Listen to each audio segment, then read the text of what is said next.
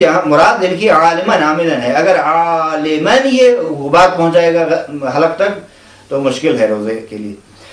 کہتے ہیں کہ شک یہ کرے کہ آیا یہ غبار غلیظ حلق تک پہنچا ہے یا نہیں پہنچا. یقین کی حالت میں اگر آ جائے پہنچنا تو باطل ہو جائے گا, نہیں پہنچا تو صحیح ہے. لیکن شک کو تردید کی حالت میں ہے, 50% یہ احتمال دے رہا ہے کہ یہ غبار غلیظ حلق تک پہنچا ہے, 50% کہہ رہا ہے. اگر 50 سے اوپر آیا تو وہ شک کی حالت نہیں رہے گی, اب وہ پھر ظن میں تبدیل ہوتا رہے گا. اگر مثلا 60% یہ احتمال دے رہا ہے کہ پہنچ گیا ہے تو روزہ باطل ہو جائے گا اس کا. اگر 55% بھی, چونکہ اگر شک کی حالت سے باہر آئے گا تو اپنے ظن پر یا علم پر عمل کرے گا. اگر علم ہے اسے کہ یہ غلیظ غبار حلق تک پہنچ چکا ہے, اس صورت میں اپنے علم پر عمل کرے گا, چونکہ علم حجت ہے علی کل حال. صفحہ نمبر 213 میں کہتے ہیں کہ مکمل سر کو پانی کے نیچے لے جانا بھی مبتلا تو روزہ میں سے تھا. اب ان کے احکام جو ہے بیان کر رہے ہیں. سب سے پہلا حکم یہ بیان کر رہے ہیں کہ اگر جان بوجھ کر انسان تمام سر کو روزے دار آب مطلق میں اندر لے جائے تو اس کا روزہ باطل ہو جائے گا. اب یہاں آب مطلق کی قید لگائی ہے, یعنی آب مضاف میں اگر ہو تو صحیح ہے, ظاہر کلام سے یہی ہے. وَإِلَّا اصلا پانی میں فرق نہیں ہے کہ مطلق ہو یا مضاف ہو. 2 نمبر کہتے ہیں کہ ان موارد میں روزہ باطل نہیں ہوتا. نمبر 1 کہ سہون سرہ زیر آب برا, بھول کر فراموشی کی حالت میں نہیں معلوم تھا, سر کو پانی میں اندر ڈبو دیا. نمبر 2 کہ سر کا ایک حصہ پانی کے اندر ہو اور کچھ حصہ باہر ہو تو اس صورت میں بھی روزہ باطل نہیں ہوتا. نمبر 3 کہتے ہیں کہ نصف سر را ایک بار و نصف دیگر را بار دیگر را, بس آدھا سر کا حصہ ایک مرتبہ پانی میں اندر ڈبو دیتا ہے, آدھا پھر دوسری مرتبہ بس ایک سائیڈ ابھی سر کے اندر اس پانی کے نیچے لے جاتا ہے, دوسری سائیڈ جو ہے پھر دوسری مرتبہ, تو بھی روزہ باطل نہیں ہوتا. کہتے ہیں بھی اختیار در آپ خود, مثلا ایک مرتبہ جان بوجھ کر اپنے آپ کو کسی نہر میں پھینک رہا ہے یا استخر میں جا رہا ہے, یا آپ کی خدمت میں عرض کریں گے کسی بیراج وغیرہ میں, نہیں, ایک مرتبہ خود اختیار نہیں ہے, کسی نے دھکا دے دیا, وہ بے اختیار گر گیا, یا اصلا توجہ نہیں تھی, کسی نے دھکا بھی نہیں ہے, توجہ نہیں تھی, پاؤں پھسل گیا اور نیچے چلا گیا.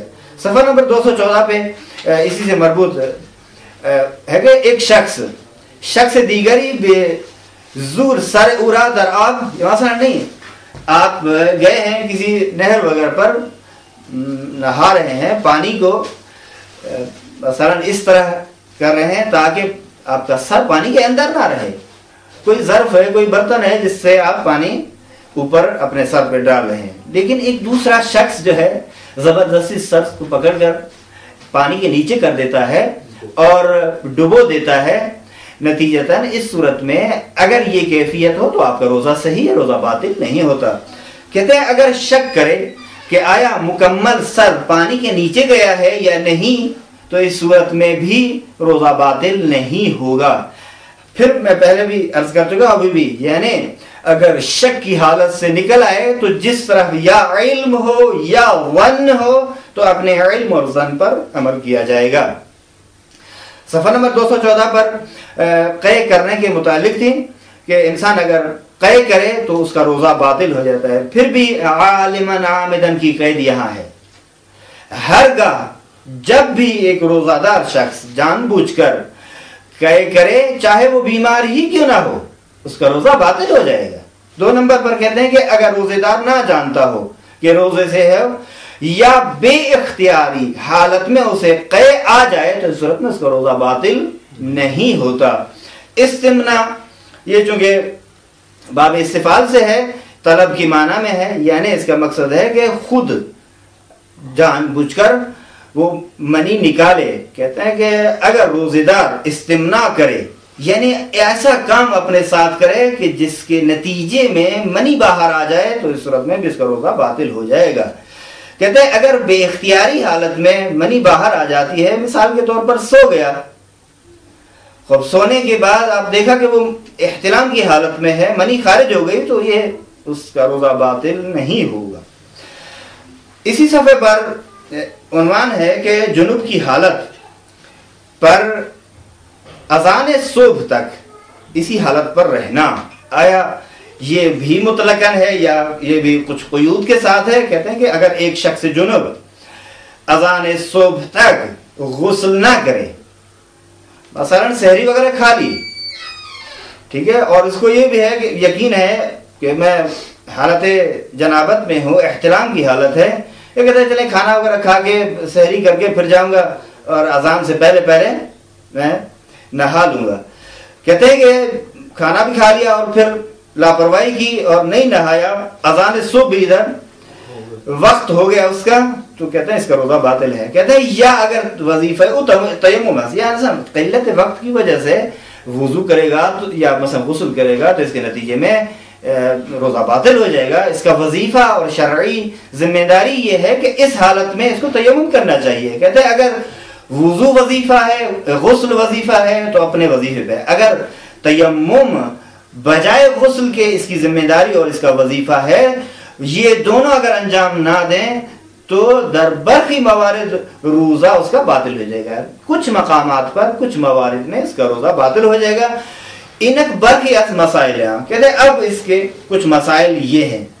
سب سے پہلے کہتے ہیں اگر عمدن عالمن عامدن اذان صبح تک غسل نہ کرے، یا جس شخص کا وظیفہ تیمم کرنا ہے وہ تیمم نہیں کرتا، تو اس کا روزہ دو صورتوں میں ہے، یا تو روزہ ماہ مبارک رمضان ہے یا ماہ مبارک رمضان کے روزے کی قضا ہے، دو صورتیں، ٹھیک ہے۔ کہتے ہیں کہ دونوں صورتوں میں روزہ اس کا باطل ہے۔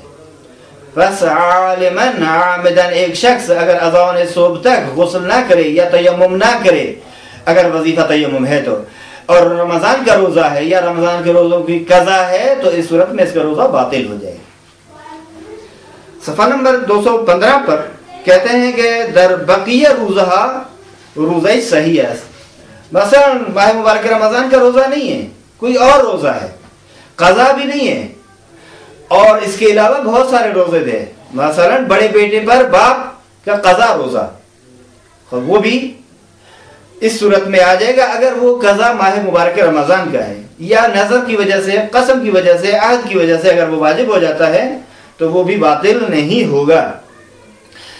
2 نمبر پر کہتے ہیں کہ اگر غسل یا تیمم بھول جائے، وہی مثال جو پہلے تھی، وہ چاہتا تھا کہ چلیں اب پہلے سحری وغیرہ کھا لوں اور پھر جا کے غسل کروں، اب بھول گیا، پھر کیا کرنا چاہیے؟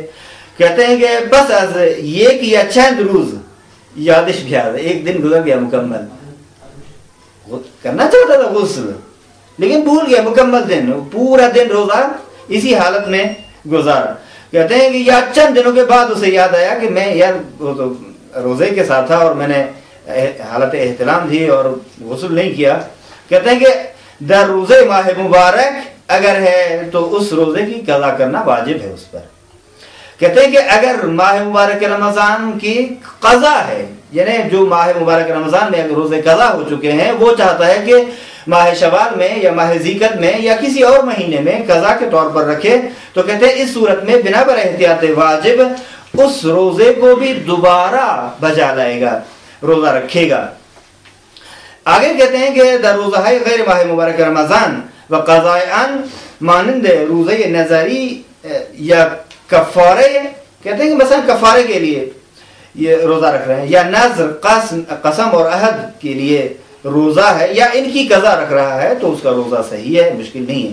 نمبر 3 پر یہ کہتے ہیں کہ اگر روزے دار خواب کی حالت میں جنب ہو جائے، واجب نہیں ہے اس پر کہ فوراً جا کر غسل کرے، روزہ اس کا صحیح ہے۔ نمبر 4 کہتے ہیں ایک شخص اگر ماہ مبارک رمضان کی رات میں جنب ہو جاتا ہے، غسل کے لیے اذان صبح سے پہلے بیدار اگر نہیں ہو جاتا تو اس کے لیے سونا صحیح نہیں ہے، نہ باید بخوابت، اسے نہیں سونا چاہیے. اگر یہ سو جائے گا اور بیدار نہ ہوگا تو اس صورت میں اس کا روزہ باطل ہو جائے گا. صفحہ نمبر 215 پر پھر کہتے ہیں کہ کچھ کام ایسے ہیں جن سے روزہ باطل نہیں ہوتا بلکہ ان کاموں کا انجام دینا روزے کے ثواب میں کمی کا سبب ہو جاتا ہے. یعنی دوسرے لفظوں میں وہ کام مکروہ ہیں روزے دار پر. وہ 4 کام ہیں. سب سے پہلے کام جو ہے وہ یہ ہے کہ ہر وہ کام کرنا جو سبب ضعف ہو، کمزوری کا سبب بن جائے. اس صورت میں مثال کے طور پر بدن سے خون نکالنا یا حمام وغیرہ جانا وغیرہ.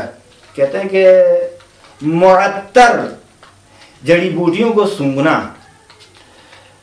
مثلا عطر زدن مکروہ نیست، بریکٹ میں انہوں نے لکھ دیا ہے. کہتے ہیں کہ عطر لگانا روزے کی حالت میں مکروہ نہیں ہے. نمبر 3، البتہ یہ چونکہ بحث یہ کہ ان کا فتویٰ ہے اسی وجہ سے عرض کر رہے ہیں، وَإِلَّا بعض کے نزدیک یہ کراہت رکھتے ہیں مطلقاً خوشبو سونگھنا یا لگانا. نمبر 3 کہتے ہیں کہ اپنے اس لباس کو گیلا کرنا جو پہنا ہوا ہے روزے کی حالت میں. یہ خصوصاً اس وقت پیش آتا ہے جب گرمی بہت زیادہ ہوتی ہے اور گرمی کی شدت سے انسان تڑپ رہا ہوتا ہے، کوشش کرتا ہے کہ چلیں جا کر حمام میں یا کسی اور جگہ پر پورا مکمل کپڑوں کے ساتھ ہی نہا لیا جائے تاکہ گرمی کی کمی ہو جائے. کہتے ہیں کہ یہ مکروہ کام ہے، ثواب میں کمی ہو جائے گی. چونکہ کراہت ہر باب میں ایک خاص معنی رکھتا ہے. ویسے عبادات میں کراہت کا مقصد ہے اقل ثواباً. کہتے ہیں کہ مسواک کردن با چوب تر، یعنی آپ اگر مسواک کرنا چاہتے ہیں اور جس لکڑی سے مسواک کرنا چاہتے ہیں وہ تر ہے تو اس صورت میں روزہ آپ کا مکروہ ہے. اب قضا اور کفارہ یہ روزہ.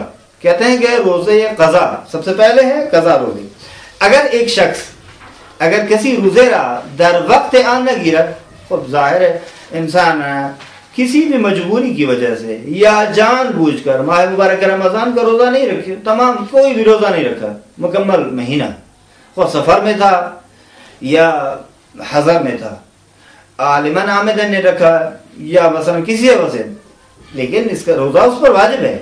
کہتے ہیں ظاہر ہے دوسرے دنوں میں ان روزوں کی قضا کرنا واجب ہے. روزے کے بعد از وقت بجاؤ بردے میشود روزہ قضا تعریف کر رہا ہے، ڈیفینیشن بتا رہا ہے کہ اصلا قضا کسے کہتے ہیں. روزے قضا، قضا روزہ وہ روزہ ہوا کرتا ہے کہ انسان جسے اپنے وقت میں انجام نہ دے، وقت معین میں وہ روزہ نہ رکھا جائے تو اسے کہتے ہیں روزے قضا. کفارہ یہ روزے، یہاں بریکٹ میں یہیں نیچے اسٹار کا نشان لگا کر نیچے لکھا ہے، اس کو بعد میں پڑھتے ہیں. سب سے پہلے متن میں یہ ہے کفارہ. کہتے ہیں کفارہ وہی ایک قسم کا جرمانہ ہوتا ہے، ایک جریمہ ہوتا ہے کہ انسان نے معین شدہ روزے کو باطل جو کیا وہ کیوں کیا. وہ کفارہ کیا ہے اس کا روزے کا کفارہ؟ وہ کہتے ہیں کہ آزاد کردن یک برے عتق رقبۃ، قید مومنہ بھی لگا دیں.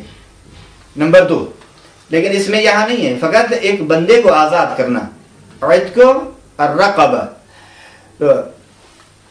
2 مہینوں کا مسلسل پے در پے روزے رکھنا.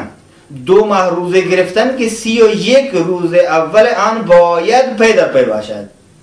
ایسے رکھے کہ 1 مہینہ مکمل 30 دن کا ہوا وہ بھی رکھ لیا، دوسرے مہینہ کا 1 دن اگر رکھ دیا تو پھر یہ اس صورت میں آ جائے گی اور روزہ صحیح ہے، مشکل نہیں ہے.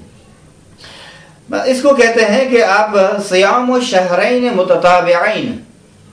نمبر 3 کہتے ہیں کہ یک وعد غذا دادن به 60 نفر فقیر، اطعام 60 مسکینہ، یا دادن یک مطعم به ہر یک ازانہ، یا 60 لوگوں کو ایک مطعم دے دینا بھی وہ عنوان کفارہ ہوگا. کہتے ہیں کہ اسی کے نیچے جو اسٹار لگا کر اختلافی فتویٰ کی طرف اشارہ کیا ہے وہ یوں کہتے ہیں کہ رہبر معظم نسبت بکفارہ افطار عمدی اور روزہ رمضان